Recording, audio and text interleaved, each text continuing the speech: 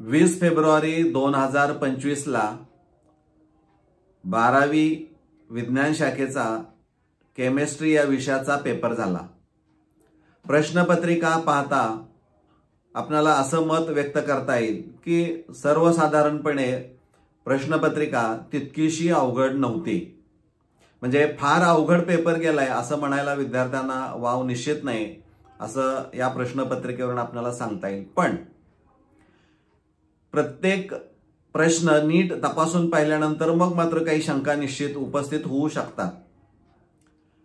Multiple choice question मध्ये काही प्रश्न असे विचारले गेलेले आहेत की ज्यांचे पर्याय जर आपण पाहिले तर नीट आणि JEE च्या लेवलचे पाहायला मिळतात। म्हणजे ऑप्शन कोणता निवडायचा, निवडताना 12th स्टँडर्डचा विचार करायचा का त्याच्या पुढचा विचार करायचा, नीट आणि JEEचा, तर हे कुठंतरी शंकास्पद आहे। पर्याय निवडताना मुलांना जर नीट आणि JEEच्या विद्यार्थ्यांनी तयारी केली असेल तर त्या विद्यार्थ्यांना ऑप्शन निवडताना निश्चित अडचण होऊ शकते आणि त्यामुळं मिळणारे गुण कमी असू शकतात। त्यामुळं MCQचा विचार जर केला तर MCQ मध्ये one dimensional nano structure Among Us the following is, यामध्ये टेक्स्टबुक मध्येच दोन पर्याय नॅनो रॉड्स आणि नॅनो ट्यूब्स दिलेले आपल्याला पाहायला मिळत आहेत, परंतु याचा करेक्ट आन्सर हे नॅनो रॉड्स आहे। पण टेक्स्टबुक मध्ये दोन्ही पर्याय त्याच्यामध्ये असल्यामुळे शंका निर्माण होऊ शकते।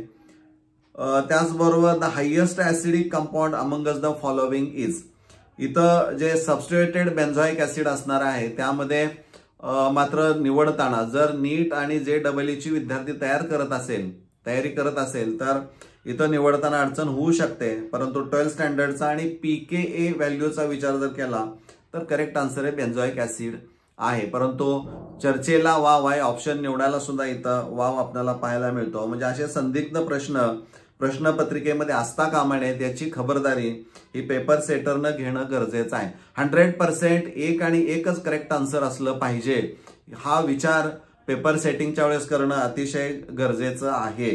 त्यानंतर क्वेश्चन 2 मध्ये 5th आहे, what is the molality of an aqueous solution of KBr having freezing point.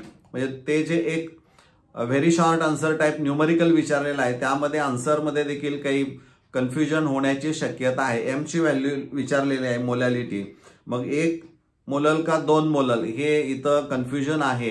त्यामुळं मार्क देताना किंवा त्यावर बोर्ड काय चर्चा करेल सांगता येत नाही, पण इथंही संदिग्धता आपल्याला साधारणतः या प्रश्नामध्ये पाहायला मिळते। त्यानंतर पुढे जर आपण गेलो तर सेक्शन C मध्ये question number 20, explain formation of CONS3 complex ion with respect to type of hybridization and magnetic property.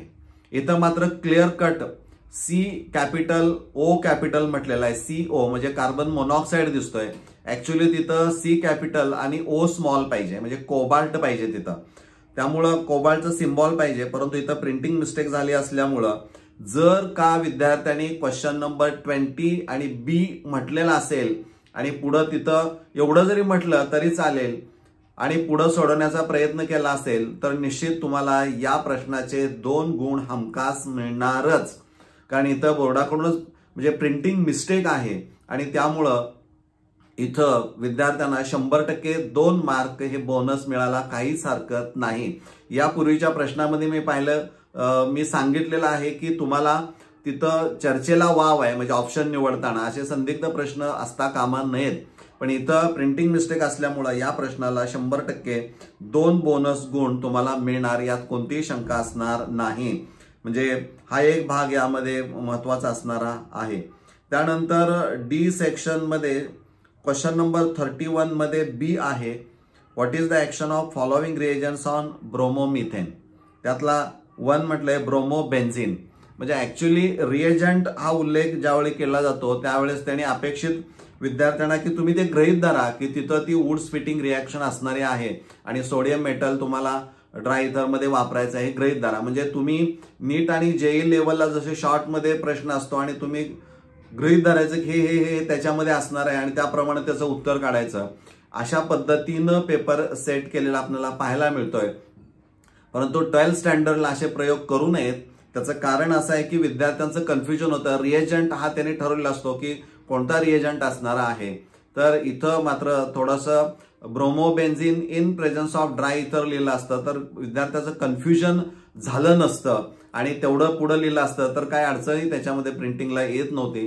परंतु इथं पेपर सेटिंगच्या वेळेचा थोडासा वेगळा विचार केलेला आपल्याला पाहायला मिळतोय.